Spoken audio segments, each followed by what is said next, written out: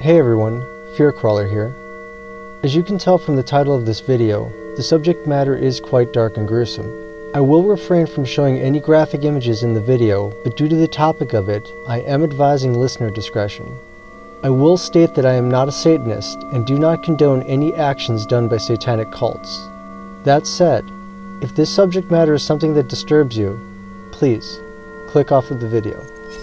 May 5th, 1993, West Memphis, Arkansas. Three 8-year-old boys, Christopher Byers, Stephen Branch, and Michael Moore, are reported missing. Neighbors had last seen them playing together between 6:30 p.m. and 7 p.m., and though a search was conducted for the missing boys by police, friends, and neighbors, it was not until the following morning that the police were able to conduct a more thorough search with the assistance of county search and rescue workers. During the search of Robin Hood Hills, a shoe was seen floating near a drainage ditch by a police officer. When the ditch was searched, much to their horror, the bodies of the three boys were discovered. They had been stripped naked, bound at the wrists and ankles with their own shoelaces. They had multiple injuries, including one of the boys having had his genitals mutilated, possibly with a knife. An autopsy revealed that the injuries the boy received are what caused his death, while the other two boys had died from drowning in the creek. Three teenage males were eventually arrested in connection with the murders: 17-year-old Jesse Miskelly, 16-year-old Jason Baldwin, and 18-year-old Damian Eccles. The three teenagers attended the same high school, with Eccles and Baldwin both being close friends. All three teens had had their fair share of run-ins with the law for acts such as vandalism, theft, and fighting. Eccles had been previously arrested for breaking into a trailer and also suffered from a mental disorder, spending several months in an institution. He had suffered from hallucinations and a disordered thought process. Months before the murders took place, he had described how he believed he could obtain superhuman powers and abilities by consuming human blood. When Eccles was interviewed by police, he denied any involvement or knowledge, but contradicted himself when he seemed to express knowledge of one of the victims having been castrated. During his interrogation by police, Miskelly initially confessed to having been involved in the murders, but later recanted his statement. Over the course of the investigation, it was discovered that Miskelly and Eccles had attended a Wiccan meeting, and Eccles was heard bragging about the murders. Through the entire investigation and trial, the prosecutors initially argued that the murders had been done as part of a satanic act and that all three men were somehow involved in the murders. While all three men were sent to prison, they were all released in 2011 after a new trial cited new DNA evidence and poor police work during the original investigation. This either means that all three men that were arrested were all innocent and the killer is still out there, or three murderers that committed a gruesome satanic act were all just released back into the population. February 2nd, 2011, California. Moises Meraz Espinoza, an 18-year-old factory worker, murdered his mother inside the apartment they shared before walking into the Huntington Park Police Department and confessing to the crime.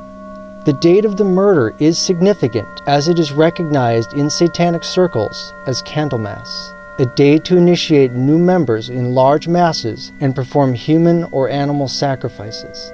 Espinoza himself is a Satanist, and his body is tattooed with numerous satanic symbols.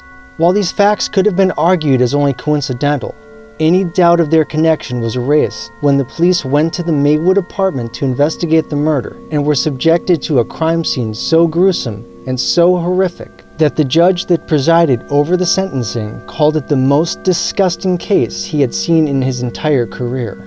Inside the apartment, a trail of blood led into the bathroom. Inside, police found a power saw covered in blood and bits of flesh and bone. The bathroom was covered in bloody plastic sheets that were spread all over the walls and floor. The saw had been used to dismember Espinoza's mother's body.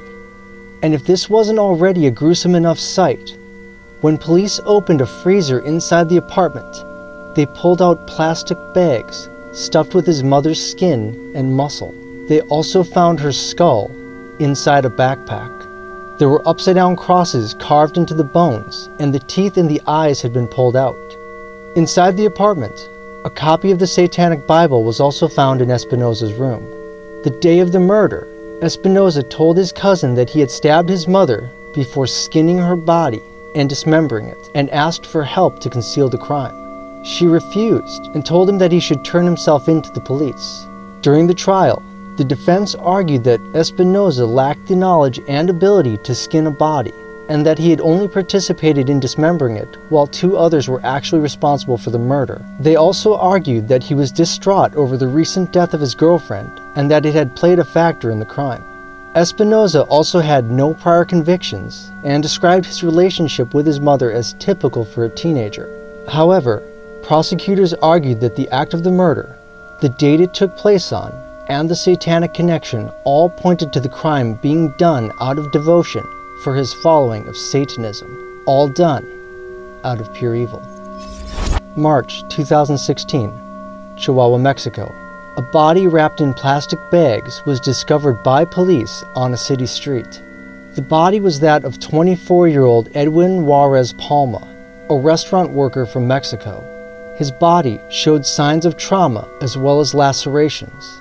During the investigation, traces of the victim's blood were found inside a bathroom in a nearby cyber cafe.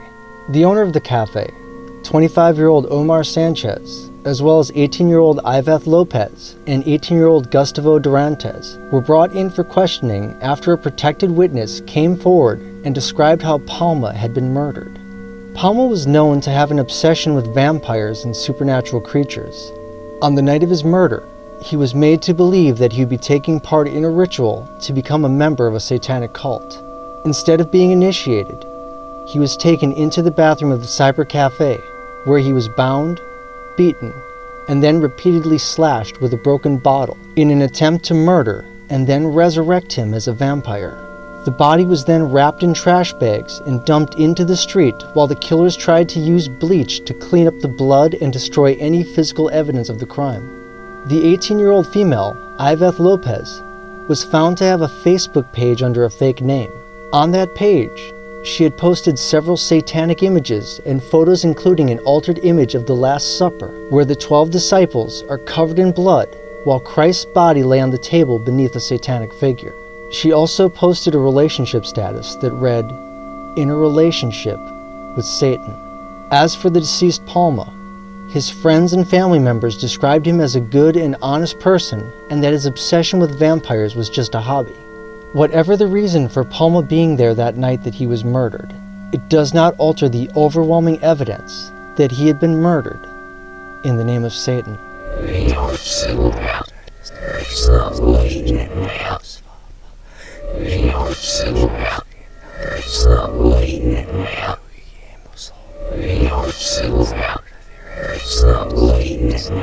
Ha ha ha ha ha.